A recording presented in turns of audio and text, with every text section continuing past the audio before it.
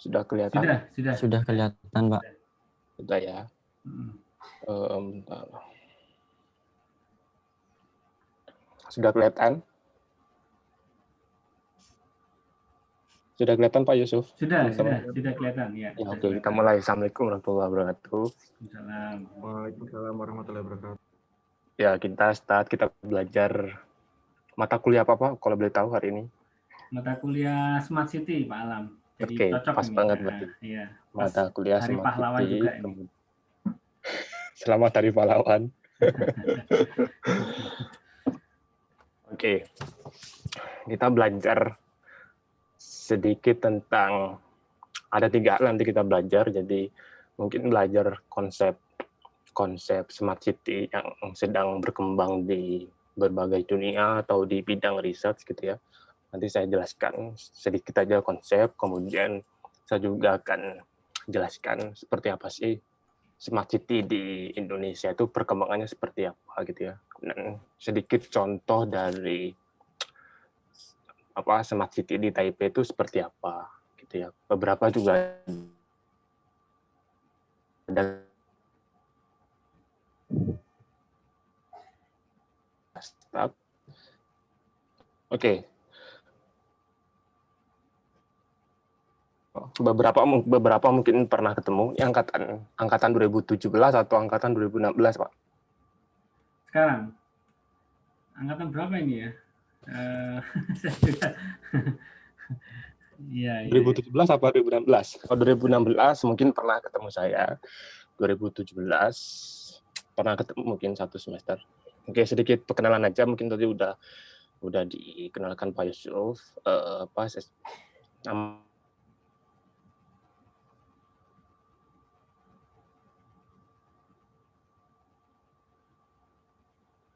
Di Madura, Mal pasti tahu SDN Kebun 1 itu di mana, jadi orang kampung gitu ya. Sedikit profil saya. Kemudian untuk SMP, saya SMP 1 Kamal. Kemudian untuk belajar komputer, saya start belajar di SMK. Waktu itu di SMK 2 Bangkalan. Jurusannya waktu itu sih teknik komputer jaringan atau 3J. Mungkin beberapa teman SMK pasti udah ngerti tentang ini. Kemudian untuk S1, jadi untuk S1 saya adalah alumni informatika. Waktu itu 2008, saya nggak tahu itu angkatan berapa, jadi sempat diajar Pak Yusuf juga saat itu.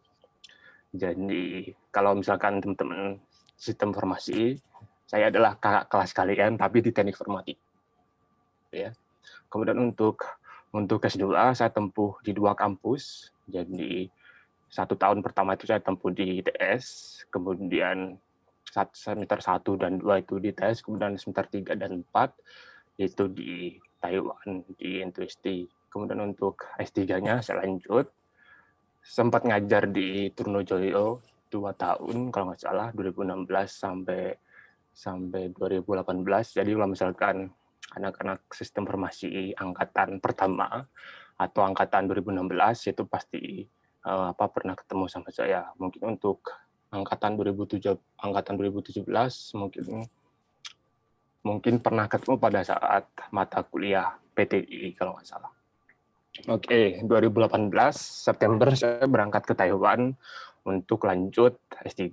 Jurusannya sih bukan lagi informatika, tapi jurusannya sih sistem informasi. Tapi kalau misalkan di Taiwan itu tidak ada spesifik sistem informasi, tapi namanya adalah manajemen information.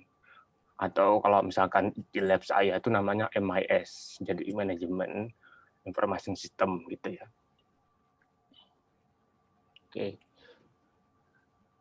Oke. Ini adalah 3 menu kita hari ini. Jadi yang pertama konsep smart city. Ya, terus yang kedua adalah smart city di Indonesia dan di Taiwan. Nanti sedikit komparasi gitu. Kemudian yang paling penting adalah, jadi kalau misalkan harapan saya adalah yang ikut mata kuliah ini itu nanti bisa ada kesempatan menjadi pejabat atau menjadi seseorang yang berada di pemerintahan, jadi bisa mengerti. Jadi untuk start untuk develop smart city itu seperti apa. Oke, seperti biasa kalau misalkan saya presentasi Pak Yusuf, saya selalu bertanya dulu gitu ya ke audiens. Saya mungkin bertanya ke 3 orang gitu ya. Kalau misalkan kita bicara smart city, gambaran teman-teman itu apa? Boleh ada jawab nggak? 3 orang aja. Biar ada feedback.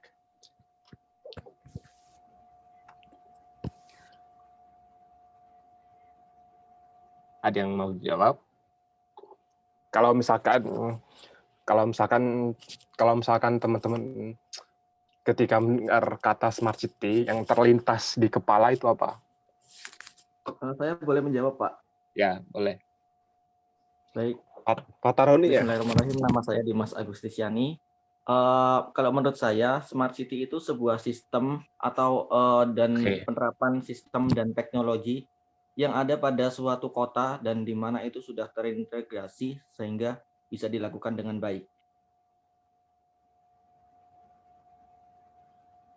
Seperti itu, Pak.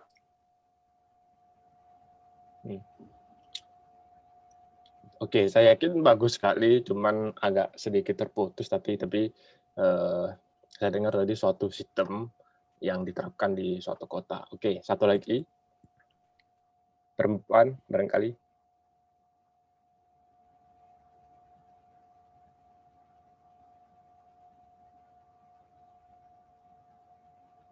Ada, enggak usah malu-malu. Ini kakak kelasnya sendiri. Silakan di unmute kalau yang mau ngomong. Bebas saja, salah nggak apa-apa.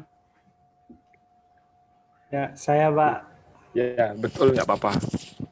Betul juga nggak apa-apa. Smart City, perkenalkan nama saya Fataroni Adila Rahman, NIM Ya, tahu saya. 135. Smart City yang terlintas di pikiran saya itu Smart City, kota pintar. Nah, kota pintar dengan tujuan untuk membantu masyarakat dengan memanfaatkan sumber daya secara efektif atau efisien. Pintar.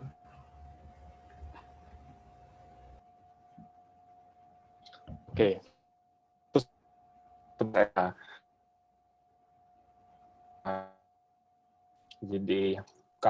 jadi saya keywordnya tadi saya dengar ada sumber daya, betul. Jadi kita harus memanfaatkan sumber daya yang ada di kota itu untuk develop smart city. Oke, kita start untuk konsep smart city ya. Mungkin Pak Yusuf juga sudah mengintroduksi tentang ini, tapi saya coba kuatkan lagi untuk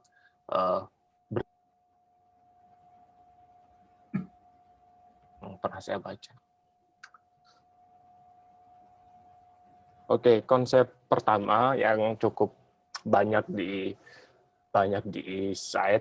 dipakai oleh beberapa peneliti, sederhananya adalah smart city itu terdiri dari tiga faktor atau 3 komponen. Jadi ada teknologi, kemudian ada manusia di dalamnya, kemudian juga ada institusi atau mungkin kalau di Indonesia itu pemerintah gitu ya.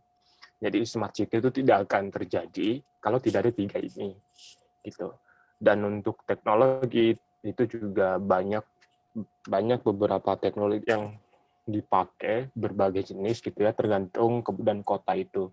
Kemudian untuk orang-orangnya juga, jadi biasanya untuk develop suatu konsep smart city, pemerintah itu meng-hire orang-orang khusus, mungkin juga untuk konsep untuk meng-hire orangnya itu atau konsep karyawannya berbeda daripada daripada karyawan lain atau daripada pegawai yang lain. Jadi kalau misalkan di Surabaya mereka banyak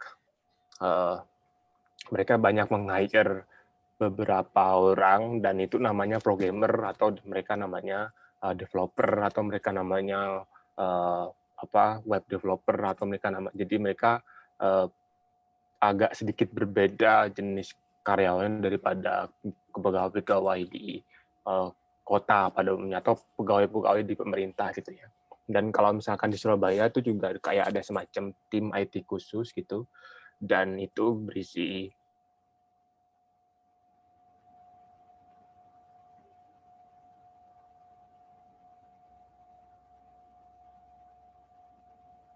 Bandung Comment Center, dan di dalamnya itu juga terdapat anak-anak muda yang dia terlibat proses pengembangannya, dan biasanya itu akan sedikit terpisah dari pegawai yang lain. Kemudian karena ini smart city, jadi ada city-nya, tentu juga harus bisa in charge atau bisa dia bisa pairing atau dia bisa gabung dengan tata kelola kota. Misalkan kalau di Indonesia itu tata kelola kota atau misalkan pengelolaan daerah, kabupaten atau kota itu mereka punya undang-undang khusus. Nah, itu di situ juga harus dilibatkan. Jadi tidak boleh pengembangan smart city itu berdasarkan oh ini bagus diterapkan, tidak bisa. Jadi harus banyak metrik pertimbangan yang harus dicapai.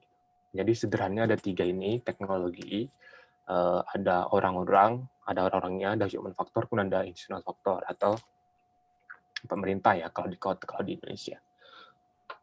Ini adalah 6 karakteristik atau 6 dimensi sangat populer.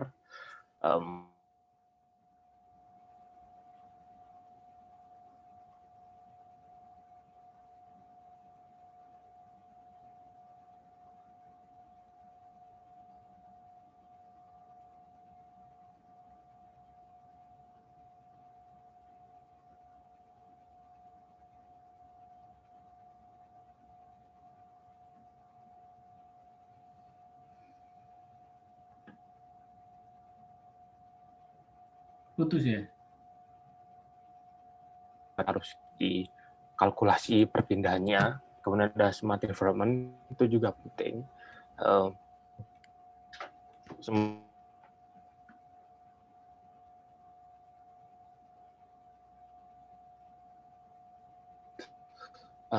Produksi sampah yang sangat besar, jadi smart environment itu menjadi sangat penting.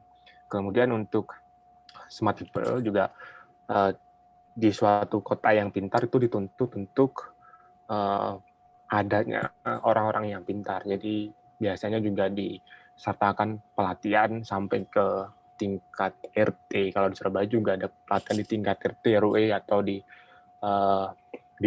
desa kalau di kampung gitu. Jadi kalau misalkan kotanya pengen pintar, orang-orang juga harus pintar. Kemudian juga smart living, jadi hidup secara pintar nih mungkin kalau di rumah-rumah rumahnya harus pintar, jadi ngikut. Jadi kalau misalkan kalian datang ke rumah, kemudian belum nyampe pintu, mungkin 5 meter lihat di depan pintu udah otomatis kebuka, kira-kira begitu. Smart living. Jadi 6 karakteristik smart governance, ekonomi, mobility, environment, people, dan living. Ini juga 4 layer yang sangat penting.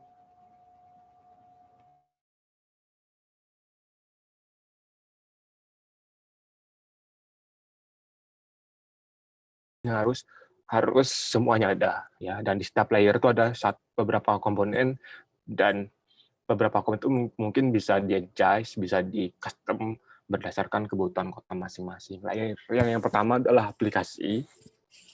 Agak buram sedikit gambarnya. Jadi aplikasi itu bersentuhan langsung sama masyarakat. Jadi kalau misalkan di Surabaya itu sudah ada e-health gitu ya, elektronik kesehatan. Jadi kalau misalkan kita mau daftar ke rumah sakit, cukup pakai aplikasi itu. Jadi kita nggak perlu ngantri di puskesmas. Itu kalau di Surabaya. Kemudian aplikasi juga kalau di Surabaya itu, kalau kalian main ke kelurahan, jadi di satu kelurahan itu biasa ada ATM gitu, dan ATM-nya itu adalah dashboard untuk pelayanan publik. Biasanya kalau di kelurahan itu tentang ngurus KK, ngurus akta lahir atau akta meninggal itu di situ. Dan saya pernah coba gitu ya, dan menariknya adalah di situ terdapat 4 bahasa. Bahasa Indonesia, bahasa Inggris, bahasa Jawa, dan bahasa Madura. Dan saya pernah coba itu. Jadi cukup menarik. Selanjutnya ada platform layer, jadi ini mungkin dalamannya gitu ya. Jadi setelah aplikasi kita juga harus nyiapkan jaringannya, kemudian kita nyiapkan service support-nya. Jadi ini layer kedua, jadi semacam behind scene-nya. Jadi untuk memprovide aplikasi yang bagus, kita perlu platform layer ini. Yang ketiga, jaringan, ini penting. Jadi biar semuanya terkoneksi, baik di dinas kependudukan atau dinas transportasi atau beberapa dinas, itu bisa jadi terhubung jadi satu. Terus level yang paling bawah dan jarang dipakai, mungkin di kota-kota besar aja pakai, itu adalah sensor layer. Kalau di Taiwan hampir semuanya udah kepake, termasuk kamera, RFID, sensor. Itu hampir saya rasakan gitu. Jadi kalau misalkan di kampus aja gitu ya. Kalau misalkan di kampus, salah satu contoh kecil itu kalau ke kamar mandi itu agak gelap, tapi ketika mendekat ke kamar mandi lampunya hidup. Jadi kalau nggak ada orang lampunya mati. Nah itu pakai sensor dekat, sensor jarak ya. Jadi kalau ada orang dia akan hidup.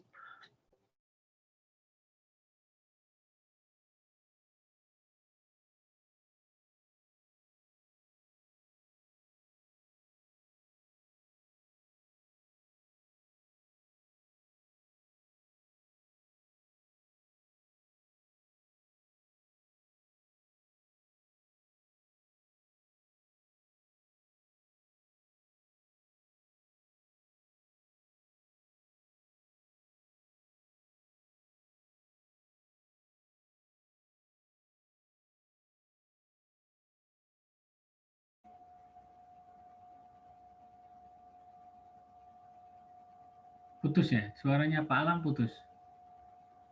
Iya Pak, nggak kedengaran. Oh iya.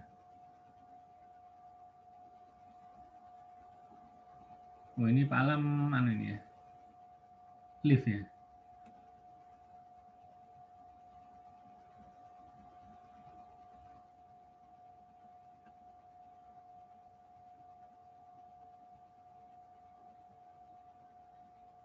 Oh ini masuk lagi nih.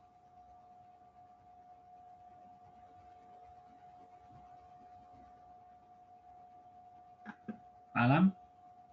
Ada Pak Alam? Halo Pak Alam? Bentar, saya cari.